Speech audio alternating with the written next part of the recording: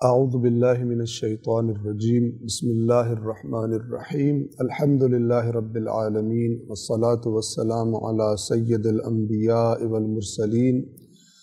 وعلی اہل بیتہ الطیبین الطاہرین وصحبہ المنتجبین۔ قال امیر المؤمنین علی بن ابی طالب علیہ الصلاة والسلام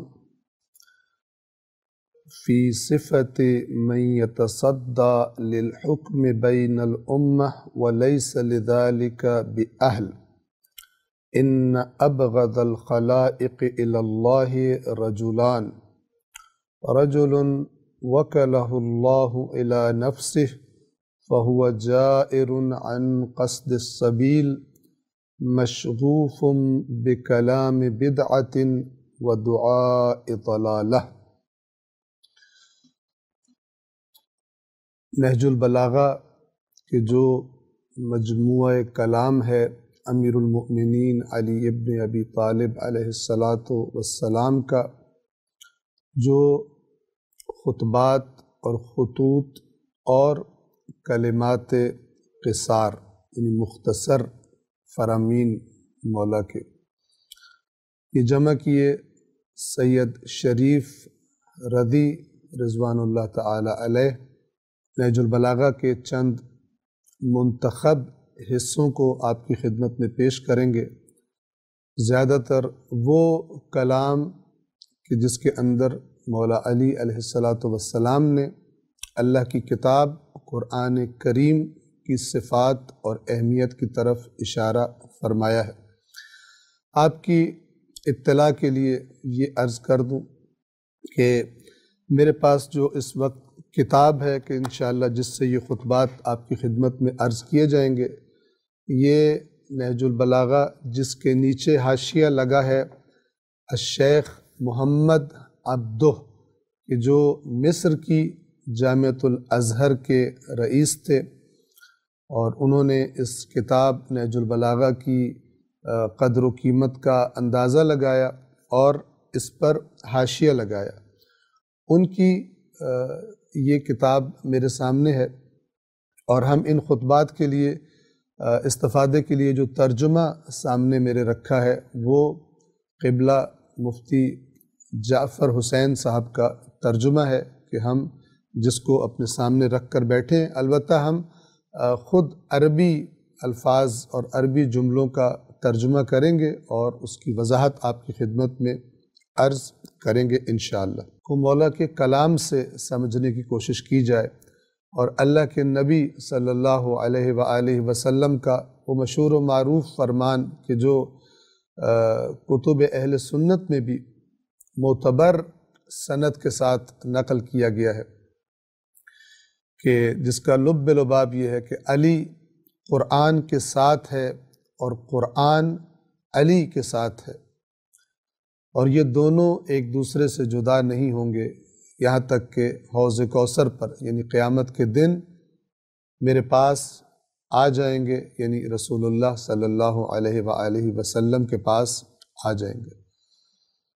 تو اب ہم ان کلمات کو، ان فرامین کو پڑھیں گے، اور قرآن مجید کی آیات سے اگر ہم آشنا ہیں کہ انشاءاللہ آپ اس ماہ مبارک رمضان میں قرآن مجید سے بھرپور استفادہ کر رہے ہوں گے، تو جو قرآن کی آیات سے آشنا ہے، مانوس ہے، اس کے لیے بڑی آسانی ہے ان خطبات کے ذریعے یہ احساس اپنے اندر پیدا کرنے کی اور اس نتیجے پر پہنچنے کی کہ واقعاً امیر المؤمنین علی ابن ابی طالب اسی اللہ کے فرما بردار اور اطاعت گزار، اور اسی کے پیغام کو اور اسی کے حکم کو بشریت تک پہنچانے کے لیے رسول اللہ کے نقش قدم پر، ان کی سیرت پر چلتے ہوئے، یہی ان کی زندگی کا مقصد اور یہی ان کی زندگی کا ہدف ہے۔ ان کلمات سے انشاءاللہ یہ بات واضح ہونے میں بہت زیادہ مدد ملے گی۔ پہلا خطبہ جو میں نے انتخاب کیا ان ایام کے لیے، کہ جس کے اندر قرآن کریم کی اہمیت اور قرآن کریم کا مقام بھی اس خطبے کے آخر میں جا کر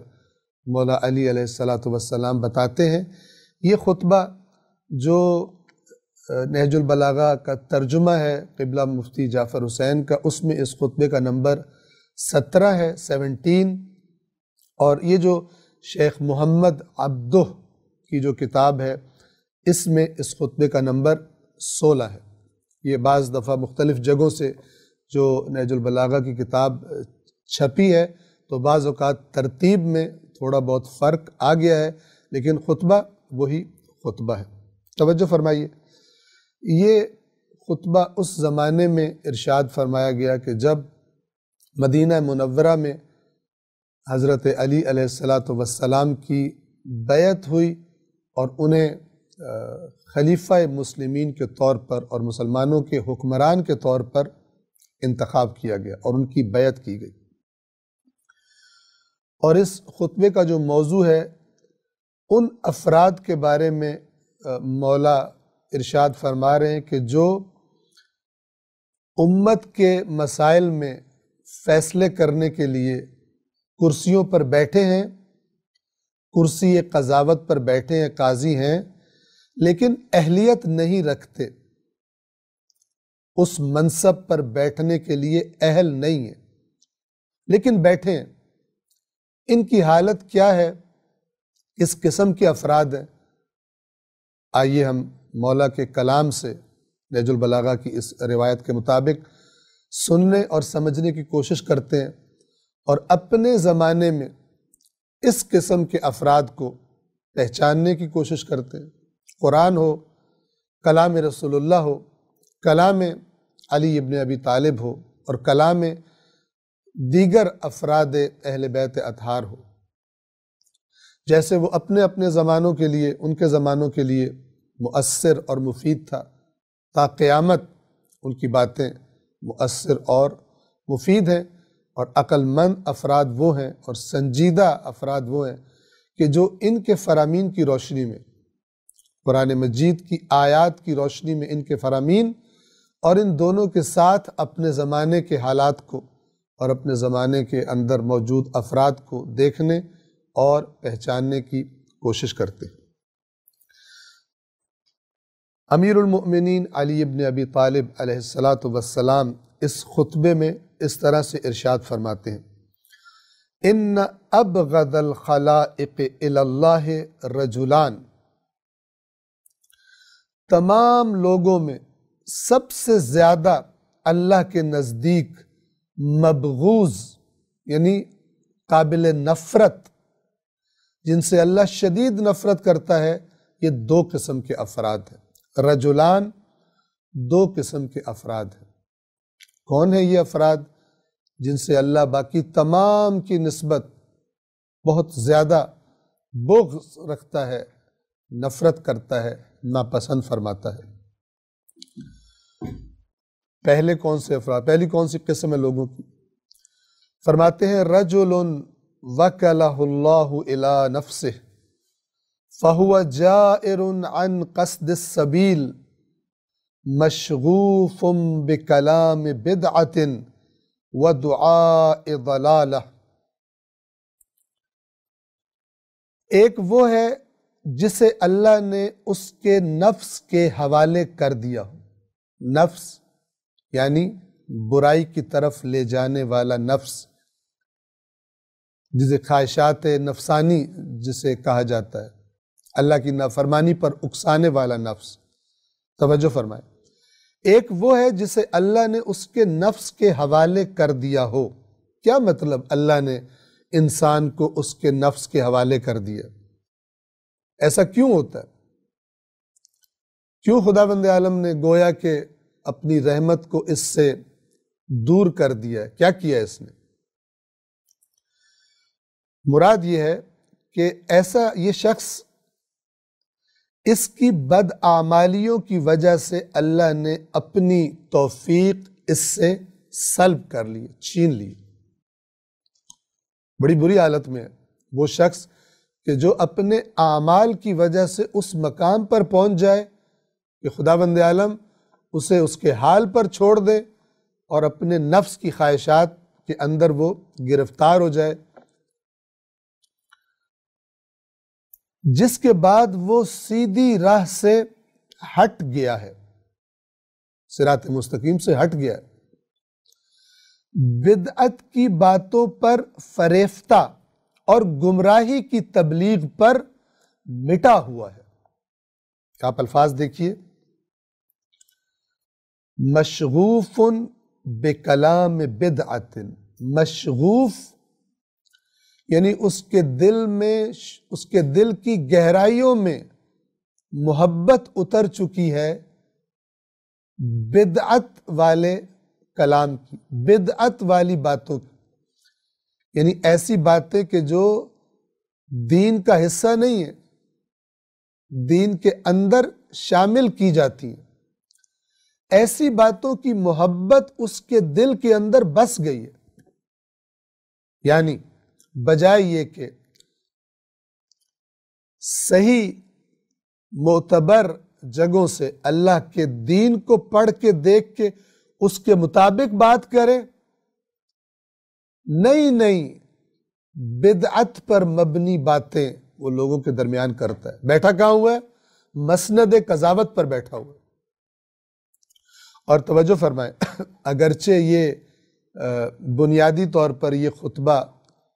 ان افراد کے بارے میں ہے کہ جو قاضی تھے لیکن نااہل تھے، لیکن یہ جو صفات بتائی جا رہی ہیں اس میں وہ لوگ شامل ہیں کہ جو دین کے بارے میں لوگوں کو بتاتے ہیں، کسی بھی شکل میں ہو، ان کا نام عالم رکھ دیا جائے یا ان کا نام خطیب رکھ دیا جائے یا ان کا نام شاعر رکھ دیا جائے، کچھ بھی رکھ دیا جائے، کام کیا کرتے ہیں؟ دین کی بات لوگوں کو بتاتے ہیں، لیکن ان میں سے بعض اہلیت نہیں رکھتے، نا اہل ہے۔ اور ان کی صفات دیکھیے، مشغوف بکلام بدعت، بدعت کی باتوں کا عاشق، فریفتہ ہے، وَدُعَاءِ ضَلَالَةٍ، اور گمراہی کی تبلیغ پر مٹا ہوا ہے۔ ظاہر ہے کہ جب بدعت کی باتیں کرے گا تو لوگوں کو گمراہ کرے گا۔ کون نشاندہی فرما رہا ہے ایسے افراد کی؟ گویا کہ اس وقت کچھ لوگ ایسے معاشرے میں موجود تھے کہ جو اہلیت نہیں رکھتے تھے لیکن ان کو قضاوت کی مسند پر بٹھا دیا گیا تھا، اور وہ دعویٰ یہ تھا کہ اللہ کے دین، اللہ کی کتاب اور اللہ کے رسول کی سنت کی روشنی میں فیصلے کریں گے، لیکن ان کی حالت یہ تھی کہ جو مولا علی علیہ السلام بتا رہے ہیں، فَهُوَ فِتْنَةٌ لِمَنِ افْتَتَنَ بِهِ، پس وہ اپنے ہوا خواہوں کے لیے فتنہ بن چکا ہے۔ یعنی وہ لوگ کہ جو اس کے آس پاس ہیں، جو اس کو قاضی سمجھتے ہیں، جو اس کو بڑا عالم سمجھتے ہیں کہ یہ بڑا علم قضاوت سے، علم قضاء سے یہ بڑا آشنا ہے، بڑا عالم آدمی ہے اس کے بارے میں، جو اس کو یہ سمجھتے ہیں، ان کے لیے بھی فتنہ بن چکا ہے۔ کیوں؟ کیونکہ وہ لوگ اس کے پیچھے ان کے لیے بھی مصیبت کا باعث بن چکا ہے۔ ضال عن ہدی من کان قبلہ، اور سابقہ لوگوں کی ہدایت سے برگشتہ ہے، یعنی وہ لوگ کہ جو پہلے گزرے ہیں، جو ہدایت کے راستے پر تھے، یہ شخص ان کی ہدایت کے راستے سے برگشتہ ہے، اس راستے کو چھوڑ چکا ہے۔ یعنی نیک بزرگان سے، وہ لوگ کہ جو حقیقت میں دین بتانے والے تھے اور دین پہنچانے والے تھے، ان کے راستے کو یہ شخص چھوڑ چکا ہے، تبھی تو بدعت کے کلام کا عاشق ہے، تبھی تو گمراہی کی تبلیغ کرتا پھرتا ہے۔ مضل لمن اقتدى به فی حیاتہ وبعد وفاتہ، یہ شخص گمراہ کنندہ ہے ہر اس شخص کے لیے جو اپنی اس کی زندگی میں یا اس کی موت کے بعد اس کی اقتدا کرے. یعنی یہ جو مسند قضاوت پر بیٹھ گیا ہے اور لوگوں کو کہہ رہا ہے کہ میں دین کی روشنی میں، قرآن و سنت کی روشنی میں تمہیں بتا رہا ہوں باتیں، تمہارے فیصلے کر رہا ہوں، وہ لوگ جو اس کے پیچھے چل پڑے ہیں، وہ لوگ اس کی زندگی میں بھی یہ شخص انہیں گمراہ کر رہا ہے، اور اس کی موت کے بعد بھی وہ لوگ گمراہ ہوں گے، کیونکہ اسی کی باتوں کو وہ دین کی باتیں سمجھیں گے. حمال خطایا غیرہ رہن بخطیئتہ. حالت کیا ہے اس کی؟ دوسروں کی خطاؤں کو اٹھاتا ہے. یہ کیا مطلب؟ یہ غلط فیصلہ کرتا ہے، مسند قضاوت پہ بیٹھا ہے، یہ غلط فیصلہ کرتا ہے، اور دوسرا کوئی مزے کرتا ہے، دوسرا کوئی استفادہ کرتا ہے،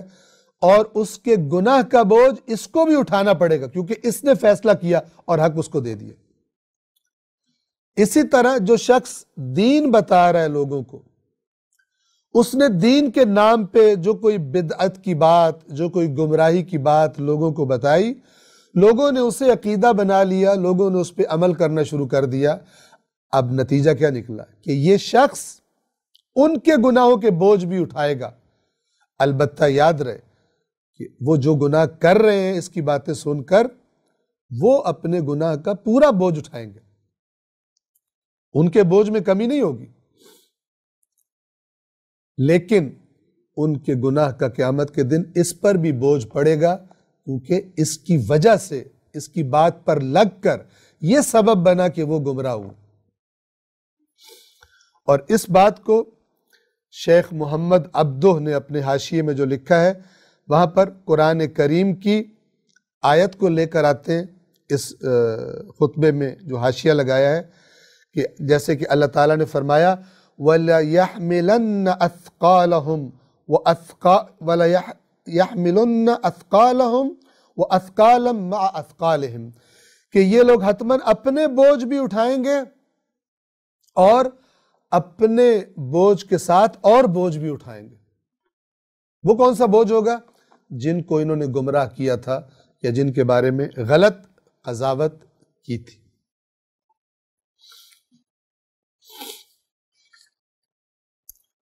پھر فرماتے ہیں یہ پہلی قسم تھی، اس کی حالت بیان کی گئی. اب یہاں سے اس کے بعد دوسری قسم، چونکہ شروع میں فرمایا تھا مبغوض ترین خلائق کے درمیان اللہ کے مبغوض ترین دو افراد ہیں، ایک کی بات کر دی گئی، اب دوسرے کی سنیے. رجل قمش جہلا، دوسرا وہ شخص ہے کہ جس نے جہالتوں کو جمع کر لیا اپنے پاس. الفاظ پہ غور کیجیے. علم کے نام پر جمع کیا کیا ہے؟ جہالتیں.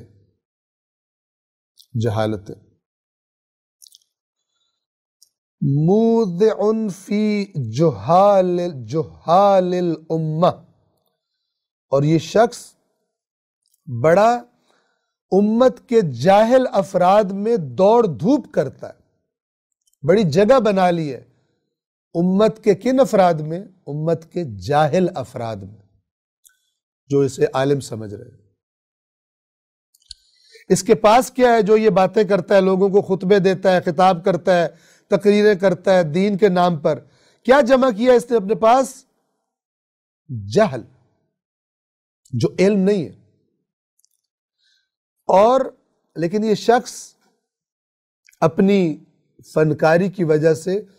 امت کے جاہل افراد میں اس نے جگہ بنا لی ہے اور بڑی دوڑ دھوپ کرتا ہے،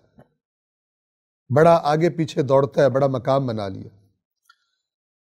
عادن فی اغباش الفتنہ،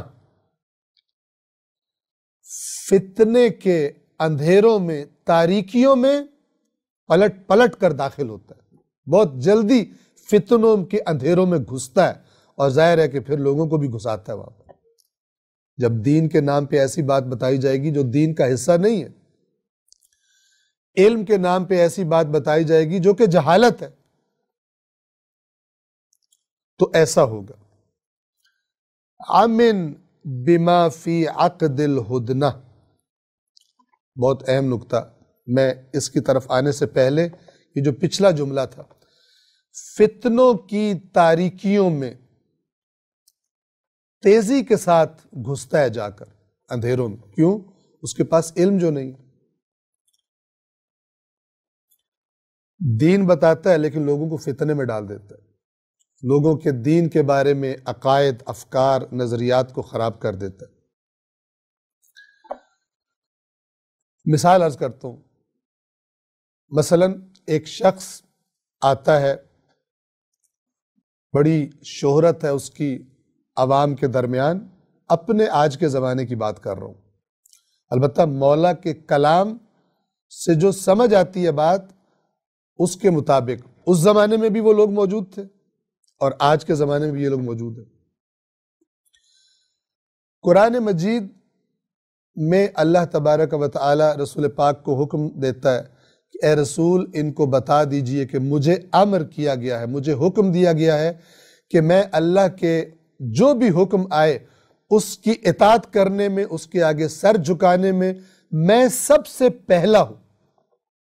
یعنی سب سے پہلے مجھ پر اطاعت اللہ کے حکم کی واجب ہے۔ وَأُمِرْتُ لِأَنْ أَكُونَ أَوَّلَ الْمُسْلِمِينَ، یا قرآن مجید میں اللہ تعالیٰ فرماتا ہے اے رسول وَأْمُرْ أَهْلَكَ بِالصَّلَاةِ وَاسْتَبِرْ عَلَيْهَا، اپنے اہل بیت کو نماز کا حکم دیجئے اور خود بھی نماز پر اپنے آپ کو قائم رکھیے۔ یہ قرآن ہے، لیکن ہزاروں افراد کے مجمع میں یہ جو مولا فرما رہے ہیں کہ اس شخص نے جہل جمع کیا ہے اور امت کے جاہلوں میں بڑی دوڑ دھوپ کرتا ہے، یعنی ان کو بڑا زبردست طریقے سے ان میں خطابات کرتا ہے اور وہ لوگ اس کو بڑا ایکسیپٹ کرتے ہیں کیونکہ جاہل ہے۔ اس کی مثال دے رہا ہوں آپ کی خدمت میں۔ قرآن کی آیات آپ نے سنی، ایک شخص تقریر کرتے ہوئے ہزاروں افراد کے سامنے کیا کہتا ہے کہ اللہ نے اہل بیت رسول پر علیہ السلام پر نماز واجب نہیں کی لیکن انہوں نے پھر بھی پڑھی ہے۔ صریح قرآن اور صریح حدیث، صریح شریعت کے خلاف بات کرتا ہے اور سامنے بیٹھے ہوئے لوگ اس کو اہل بیت کے فضائل سمجھ کر اس کو داد دیتے ہیں۔ مولا کا کلام غور فرمائیے،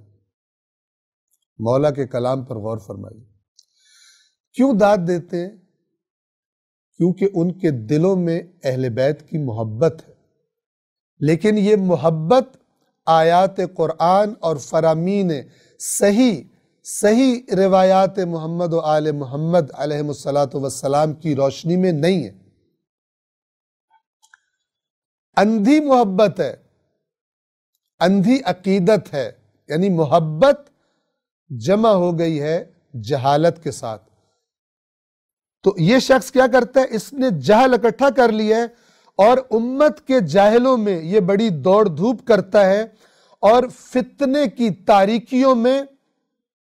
بڑی تیزی کے ساتھ گھستا ہے۔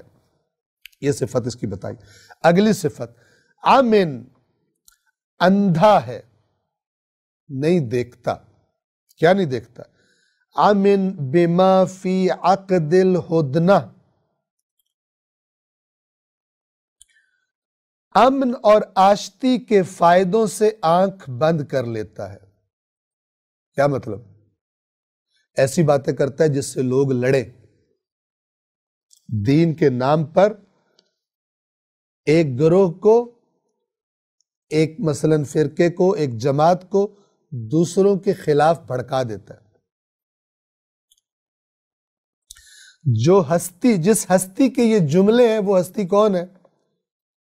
25 سال امت کے درمیان وحدت کو برقرار رکھنے کے لیے صبر کرتے ہیں، خلافت کو اپنا حق سمجھتے ہیں، لیکن جب دیکھتے ہیں کہ اگر میں قیام کروں اس خلافت کے لیے تو امت آپس میں لڑ پڑے گی، جھگڑے کا، فتنے کا شکار ہو جائے گی، بٹ جائے گی امت گروہوں میں، امت کا اتحاد ٹوٹ جائے گا، اور ایسے کام سے دین اسلام کے دشمنوں کو امیدیں لگ جائیں گی اور وہ اسلام کے امت کے بدن پر ضرب لگانے کی کوشش کریں گے۔ تو علی اس فائدے کو دیکھتے ہوئے، وحدت امت کے فائدے کو دیکھتے ہوئے صبر کرتے، 25 سال صبر کرتے، اور ان 25 سالوں کے درمیان جہاں موقع ملتا ہے وقت کے خلفاء کو مشورے دیتے ہیں، جہاں وہ مشورہ مانگتے ہیں خلوص کے ساتھ، دین اسلام کے لیے خلوص کے ساتھ مشورے دیتے ہیں تاکہ اسلام امت مضبوط ہو۔ لیکن مولا اس شخص کی کیا صفت بتا رہے ہیں؟ یہ کون ہے؟ یہ دوسری قسم ان افراد کی کہ جن سے اللہ سب سے زیادہ نفرت کرتا ہے مخلوقات کے درمیان۔ فرماتے ہیں یہ شخص امن، اندھا ہے، بما فی عقد الہدنہ، امن و آشتی کے عقد میں، امن و آشتی کی طرف جانے میں جو بھلائی ہے، جو خیر ہے، یہ شخص اس کو وہ نظر ہی نہیں آتی، یہ صرف بھڑکانے والی باتیں کرتا ہے، یہ صرف فتنوں والی باتیں کرتا ہے۔ اس کا مطلب ہے مولا کے زمانے میں بھی جب خلافت کا آغاز ہوا ایسے لوگ موجود تھے، آپ جانتے ہیں، اور آج کے زمانے میں بھی ایسے لوگ موجود ہیں جو دین کے نام پر سوائے تفرقہ ایجاد کرنے کے، اپنی جماعت کے سامنے، اپنے مثلاً گروہ کے سامنے دوسرے مسالک اور دوسرے مذاہب کا مذاق اڑانا اور ان کی توہین کرنا، اپنے لوگوں کو تو بڑا مزہ آ رہا ہے اور وہ سمجھ رہے ہیں یہ جو بیان کر رہے ہیں یہ بڑا مخلص ہے اور بڑا مدافع ہے، دفاع کرنے والا ہے دین کا اور اپنے مکتب کا، اپنے مسلک کا۔ لیکن مولا فرما رہے ہیں کہ یہ اندھا ہے، اس کو صلح اور آشتی اور امن و امان کے فائدے اس کو دکھائی نہیں دیتے، اور یہ اس ہستی کے الفاظ ہیں جنہوں نے انتہائی ناگفتہ بے حالات میں یہی عمل کیا ہے، یہی عمل کیا ہے، امت کے اتحاد کو برقرار رکھا ہے۔ قد، اگلا جملہ سنیے، قد سماہ اشباہ الناس عالما ولیس بہ۔ قبلہ مفتی جعفر حسین نے اس طرح سے ترجمہ کیا ہے اس کا کہ چند انسانی شکل و صورت والے لوگوں نے اسے عالم کا نام دے دیا ہے جبکہ یہ عالم نہیں ہے۔ ایک ایک لفظ پر غور کریں، قد سماہ اشباہ الناس، اشباہ شبیہ کی جمع ہے، یعنی کچھ انسان نظر آنے والے لوگوں نے، کیا مطلب؟ انسان نظر آتے ہیں، انسان ہے نہیں، کیونکہ انسان کو تو اللہ نے عقل دی ہے، انسان کی رہنمائی کے لیے تو اللہ نے آسمان سے کتابیں نازل کی ہیں، قرآن نازل کیا ہے،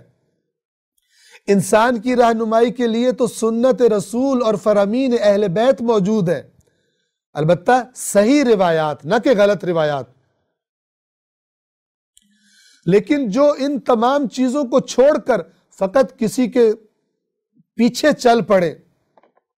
اور اس کے عاشق ہو جائیں، جس کی یہ صفات ہے، مولا ان پیچھے دوڑنے والوں کو کیا کہہ رہے ہیں کہ کچھ انسان نظر آنے والے لوگوں نے اس شخص کو عالم کا نام دے دیا ہے جبکہ وَلَيْسَ بِهِ، یہ عالم نہیں ہے۔ اپنے زمانے کے حالات دیکھیے، یہ مولا ان کی بات کر رہے ہیں کہ جو ایسی کرسیوں پہ بیٹھ گئے ہیں جس کی اہلیت نہیں رکھتے، ایسے عہدوں پر بٹھا دیے گئے ہیں جس کے یہ اہل ہی نہیں ہے، اور یہ صفات ہیں جو مولا علی علیہ السلام بیان فرما رہے ہیں۔ چند انسانی شکل و صورت والے لوگوں نے اسے عالم کا خطاب دے رکھا ہے، حالانکہ وہ عالم نہیں ہے۔ بکر فاستکثر من جمع ما قل منہ خیر مما کثر، وہ ایسی بے سود باتوں کے سمیٹنے کے لیے منہ اندھیرے نکل پڑتا ہے، یعنی اس کا کام ہی یہ ہے، صبح بیدار ہوتا ہے ایسی باتیں جمع کرنے کے لیے جو بے سود ہے، بے فائدہ ہے۔ بعض لوگ ہوتے ہیں صرف اس لیے کتابوں کو دیکھتے ہیں کہ وہ باتیں نکالی جائیں جس کو میں بتاؤں گا تو لوگوں کو بڑا مزہ آئے گا، نہ یہ کہ حق کیا ہے اور حقیقت کیا ہے، چاہے لوگوں کو پسند آئے چاہے لوگوں کو پسند نہ آئے۔ اسی لیے شروع میں فرمایا تھا، ان کی جو پہلی قسم بتائی تھی کہ اس کو اللہ نے اس کے نفس کے سپرد کر دیا ہے، کیونکہ اس نے اتنی نافرمانی کی ہے، اتنی بد عملی کی ہے کہ اللہ نے اس کی توفیق سلب کر لی ہے، اس کو اس کے حال پہ چھوڑ دیا ہے کہ گمراہ ہو اور گمراہ کر لوگوں کو، اور غلط فیصلے کر اور حرام طریقے سے مال کما۔ غلط فیصلے لوگ کیوں کرتے ہیں؟ غلط دین کے نام پہ غلط باتیں لوگ کیوں بتاتے ہیں؟ ایک ایک لفظ کو آپ غور سے توجہ فرمائیں کہ یہ شخص ایسی باتوں، بے سود باتوں کے سمیٹنے کے لیے منہ اندھیرے نکل پڑتا ہے کہ جن باتوں کا نہ ہونا ہونے سے بہتر ہے، ایسی باتیں جمع کرتا ہے تاکہ لوگوں میں پھیلائے کہ جو نہ ہوتی تو بہتر تھا ان کے ہونے سے، یعنی بیکار باتیں ہیں، فتنے کی باتیں ہیں، جہالت کی باتیں۔ پھر فرماتے ہیں حتی اذا ارتوى من ماء آجن، ان الفاظ سے ان افراد کے بارے میں نفرت چھلک رہی ہے۔ فرماتے ہیں یہاں تک کہ یہ جمع کرتا ہے یہاں تک کہ اس بدبودار اور بد ذائقہ پانی سے اپنا پیٹ بھر لیتا ہے، یعنی ایسی الٹی سیدھی باتوں سے کہ جن کو دین کے نام پہ اب یہ آگے بتائے گا، ایسی ماء کہتے ہیں پانی کو، اور آجن ایسا پانی کہ جس کا رنگ بھی بدل گیا ہو اور جس کی بو جو ہے وہ بدبو بن چکی ہو، متعفن ہو چکا ہو، اور جس کا ذائقہ بھی خراب ہو چکا ہو۔ آپ دیکھتے ہیں یہ جو جوہڑ جہاں پہ گھروں میں سے پانی نکل کر جو گندا پانی ہوتا ہے جمع ہو جاتا ہے، اور اس کے اندر پھر کیڑے مکوڑے پیدا ہوتے ہیں اور اس کے اندر سے بو آتی ہے اور انسان تصور نہیں کر سکتا اس پانی کو پینے کا، اسے عربی میں کہتے ہیں ماء آجن۔ اس نے یہاں تک کہ جب وہ اس گندے پانی سے سیراب ہو لیتا ہے، وَاقْتَنَزَ مِنْ غَيْرِ طَائِلٍ، اور لا یعنی باتوں کو جمع کر لیتا ہے، جلس بین الناس قاضیا، اس کے بعد اس گندگی سے پیٹ بھرنے کے بعد اور یہ بے فائدہ باتیں جمع کرنے کے بعد اب لوگوں کے درمیان قاضی بن کر بیٹھ جاتا ہے، لوگوں کے فیصلے کرنے کے لیے۔ اب قاضی کو اگر مخصوص معنی میں لیا جائے تو دو افراد جھگڑے کے لیے آئے، یہ قاضی بن کے درمیان بیٹھا ہے، باقی لوگ دیکھ رہے ہیں، اس کو قاضی سمجھ رہے ہیں۔ اور اگر اس کا وسیع معنی لے لیا جائے تو لوگوں کو دین کے بارے میں فیصلہ کرنے کے لیے بیٹھ جاتا ہے، دین کیا ہے لوگوں کو بتانے کے لیے ان کے درمیان بیٹھ جاتا ہے یا کھڑا ہو جاتا ہے، اور لوگ اس کے ارد گرد بیٹھ کر سنتے ہیں کہ یہ ہمیں دین کی باتیں بتا رہا ہے۔ جلس بین الناس قاضیا، لوگوں کے درمیان قاضی بن کر بیٹھ جاتا ہے، ضامناً، اور اس بات کا ضامن بن کے بیٹھ جاتا ہے، لتخلیص ملتبس علی غیرہ، اور دوسروں پر مشتبہ رہنے والے مسائل کے حل کرنے کا ضامن بن کے بیٹھ جاتا ہے۔ کیا مطلب؟ کہتا ہے کہ جو دوسرے لوگوں کو باتیں سمجھ نہیں آ رہی، میں تمہیں خالص صحیح بات بیان کروں گا، میں اس کا ضامن ہوں، پوری ضمانت سے بات کر رہا ہوں میں۔ یہ جو تم ادھر سے باتیں سن رہے ہو، ادھر سے باتیں سن رہے ہو، یہ سب غلط باتیں کر رہے ہیں، میں تمہیں صحیح بات بتاؤں گا اور میں اس بات کی ضمانت دے رہا ہوں۔ مولا فرما رہے ہیں ادھر ادھر سے گندگی اور غلط باتیں جمع کرنے کے بعد بیٹھ جاتا ہے قاضی بن کر اور اس بات کا ضامن بن کر کہ جو دوسروں کو باتیں سمجھ نہیں آ رہی، ان پر وہ شکوک و شبہات میں مبتلا ہے، میں تمہیں صحیح بات بتاؤں گا۔ فَإِن نَزَلَتْ بِهِ إِحْدَى الْمُبْهَمَاتِ،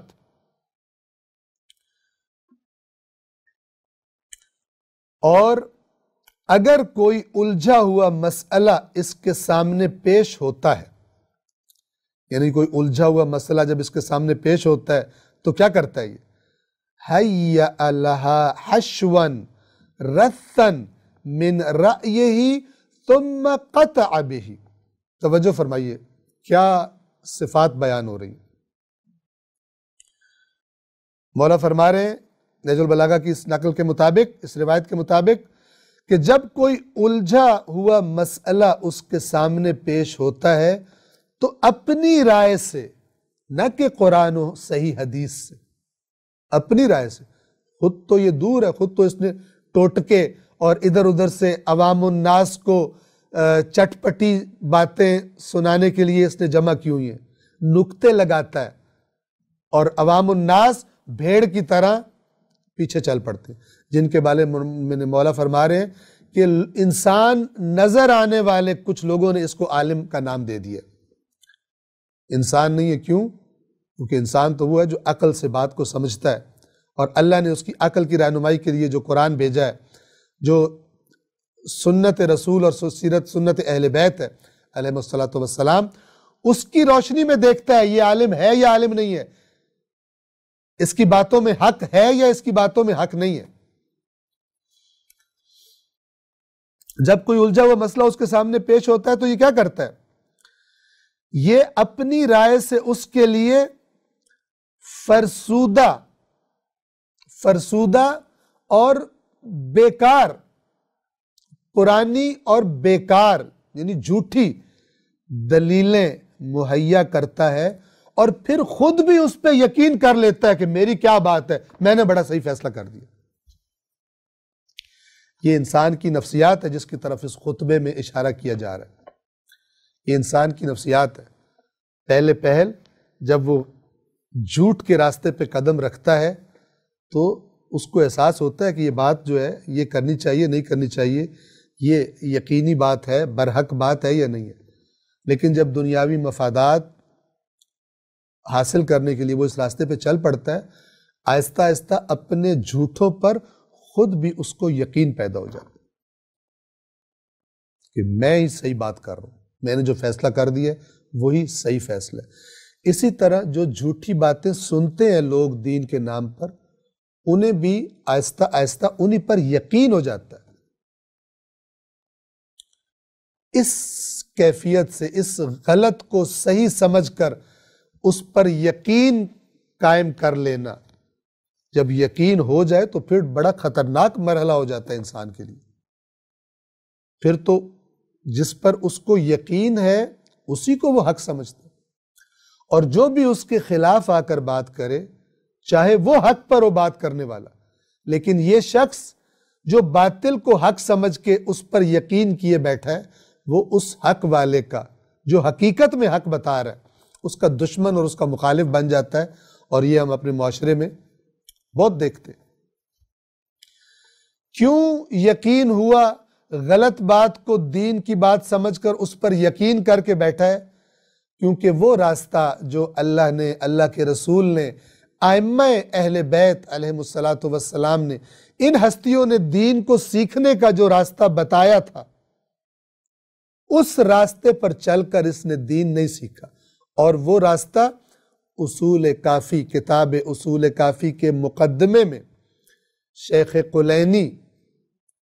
نے جو احادیث کچھ لے کر آئے ہیں وہاں پر بتایا کہ ایک فرمان امام وہاں پر یہ ہے کہ جو شخص اپنا دین اللہ کی کتاب سے اور اللہ کے رسول کی سنت سے صلی اللہ علیہ وآلہ وسلم، یعنی ان کے فرامین اور ان کا طریقہ، جو اپنا دین ان دو جگہوں سے لیتا ہے، پہاڑ اپنی جگہ سے ہل جائیں گے، یہ اپنی جگہ سے نہیں ہلے گا، اتنا مضبوط حق پر مبنی دین اس کے پاس ہوگا۔ آپ بتائیے کتنے لوگ آج، ہم میں سے کتنے لوگ اس طرح دین سیکھتے ہیں جس طرح ائمہ اہل بیت نے بتایا ہے، جس طرح رسول اللہ نے بتایا ہے، جس طرح اللہ نے بتایا ہے؟ کتنے لوگ سیکھتے ہیں؟ اور پھر فرمایا کہ وہ شخص جس نے اپنا دین صرف سن کے لیا لوگوں سے، لوگ اس کو دین سے نکال دیں گے، لیکن وہ سمجھ رہا ہوگا مجھ سے بڑا تو دیندار اور مومن ہے ہی کوئی نہیں۔ کیوں؟ اس لیے کہ سن کے، جھوٹ سن کے اسی کو سچ سمجھتا ہے، اسی پر باور کر چکا ہے۔ اور اس شخص کا اندازہ لگائیں کہ جس کی عمر 50، 60، 70 سال ہو گئی ہو اور اس نے اللہ کی کتاب کو سنجیدگی کے ساتھ کبھی پڑھ کے نہ دیکھا ہو، اور ایسے افکار اور ایسے عقائد بنا چکا ہو، انہی پہ یقین کر چکا، انہی کے ساتھ دل کو جوڑ چکا ہے، اب اگر اس کو آیت قرآن بھی سنائی جائے تو اس کو مشکل پیش آ جاتی ہے۔ آپ جتنے مومنین اور مومنات ان الفاظ کو سن رہے ہیں، آپ نہج البلاغہ اٹھائیے، خطبہ نمبر آپ کے پاس جو بھی نہج البلاغہ ہے، خطبہ نمبر یا 17 ہوگا یا اس کا نمبر 16 ہوگا۔ میں آپ سے درخواست کرتا ہوں کہ اس خطبے کو خود پڑھیں، اس خطبے کو خود پڑھیں، قرآن کو خود پڑھیں، اہل بیت کے فرامین کو خود پڑھیں، سنی سنائی باتوں پر کان نہ لگائیں۔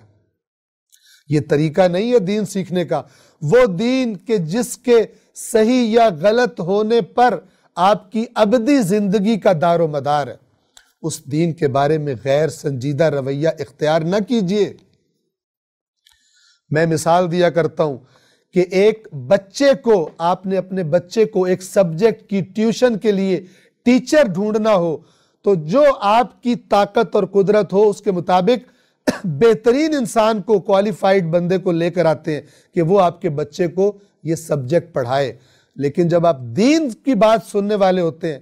تو آپ کتنی اہمیت دیتے ہیں کہ جس سے آپ دین سننے لگے ہیں، سیکھنے لگے ہیں، اس کی کیا کوالیفیکیشن ہے۔ کبھی آپ نے فزکس پڑھتے ہوئے بچے کے لیے فزکس کا ٹیچر آپ نے سلیکٹ کرنا ہے، کبھی آپ نے یہ دیکھا ہے کہ سریلا کتنا ہے؟ یہ ہمارا بچہ سر کا بڑا عاشق ہے، فزکس پڑھانے کے لیے ہمیں کوئی سریلا ٹیچر چاہیے جو گا گا کے اسے فزکس سکھائے۔ کبھی آپ نے کبھی وہم و گمان میں بھی نہیں سوچا ہوگا۔